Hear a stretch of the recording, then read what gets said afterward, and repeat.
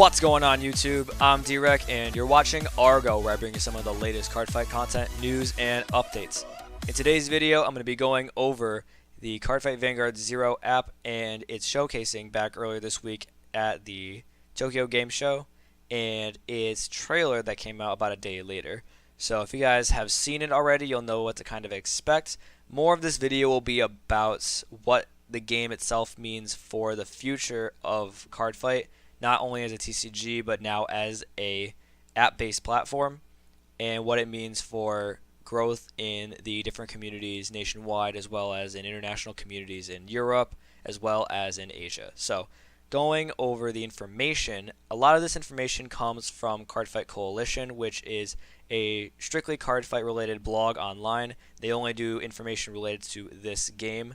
And if you want to check out the article itself, you can check it out in the description below. So, going over the information today, we've got 3 different modes for this new game. So, obviously there's going to be a story mode if you guys watch the trailer. And in the story mode, it will be following very closely the original anime story, not the V-Series manga adaptation. So, for those of you who are really hype on this new story that they're telling, might be a little disappointed on that, though personally I think you'll enjoy the original story just as much. The same premise is the same with Psyqualia and Aichi's development as a character, going from someone who has almost no presence in strengths and confidence to someone who has confidence. So, and then there is versus mode, which is the public and private match based system that allows you to play with other players locally or globally, depending on your rank and stuff like that.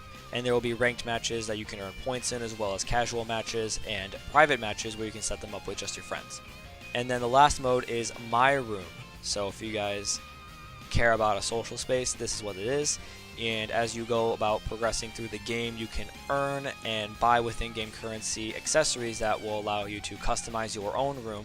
And I'm not too sure if this also means that you will be able to invite friends into your social space the same way some apps allow you to, but it would be cool if you could do that. Going back to the story mode for a minute, a lot of the story itself will take images from the original anime, as well as live 2D models and the soundtrack for the original animation. So if you guys ever played a JRPG before, you'll know what live 2D models look like. And as for the soundtrack, if you're new to the game and you only watch the V-Series, I have to tell you the original soundtrack was pretty boss. But going into the rest of the gameplay itself, and actually the actual gameplay, for what to expect out of it, it's going to be very condensed, the same way Yu-Gi-Oh! Duel Links was condensed. For the main deck, you're limited now to 40 cards, so instead of 50, it's 40. And then grade zeros as a unit are no longer existent in this version of the game, except for your starter. So, of course, your starter will be like Lozenge Magus, for example, is 1, Battle Riser is 1, Lizard Runner Undu, and so on. The only grade zeros that exist, all cards in the main deck have 5k shield. No more, no less. And there's a reason for this, as I'll go into in a minute. For the actual flow of the game, there is no guard aspect, with the exception being you can use perfect guards from your hand to stop attacks. And those have a little bit different requirements than the perfect guards we're used to in the actual full card game. And then for the shield values, going back to that for a minute, during battle when you're on the defensive side and you take damage, instead of hoping for a trigger check to power up your Vanguard, instead what will happen is you will add the shield value of the unit damage checked and put into the damage zone to the power of your Vanguard. So every time you take damage, you're always going to power up a little bit, and it will ease your way into the actual flow of the game. So eventually there will be a pretty linear strategy to approaching attacking because of this change. Now, going back to the triggers, triggers are, because they are no longer zeros in the game, they are applied to grade 3 units. So grade 3s now inherit all trigger values. So stands are back, you've got draws, your heals, your crits, and I don't think fronts are going to make it into this version of the game. That may be an addition at a later date, but for what we know so far, it's not going to be added into the game at launch. And when you do trigger checks, instead of adding those cards to your hand, you send them to the drop zone. So, and that's just for drive checks. For damage checks, of course, they go into the damage zone, and I believe that on top of the shield value that you would get added to your Vanguard, you also have the opportunity to apply the power boost from the trigger checks onto any of your units. So of course that would also mean that you get power buffs that would probably be double what you would normally apply to your Vanguard. So that's going to be really unique in the sense that it will probably alter, again, the linearity of how you approach your battles during the game. And one other aspect is the skills. The skills will very closely mimic the original skills. So a lot of the units that were vanilla back then are going to be vanilla in this game, like Little Sage Marin, Embodiment of Armor Bar, Nehalem, King of Sword. Those cards will be vanilla again like they were before. And old skills that were used before will be roughly the same.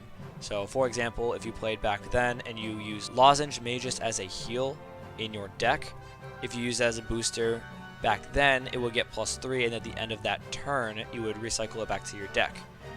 In the app version of the game, her skill will be at the end of a turn she boosted, you'll draw a card and then you'll return her to the deck and shuffle.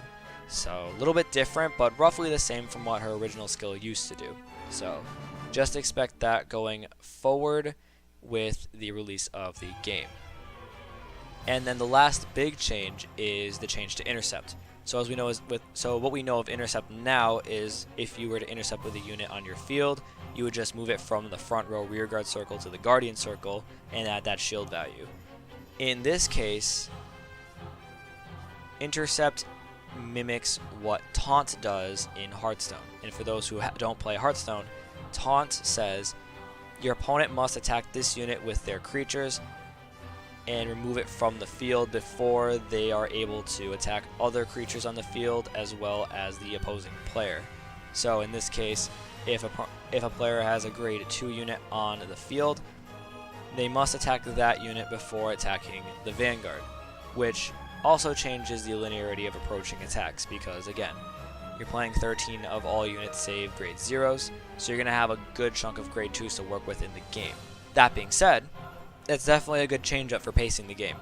I wish that they did that in this game, to be honest, because that would really change up the flow of a lot of the meta right now instead of just, oh, swing van, oh, swing van, oh, swing van, every single time.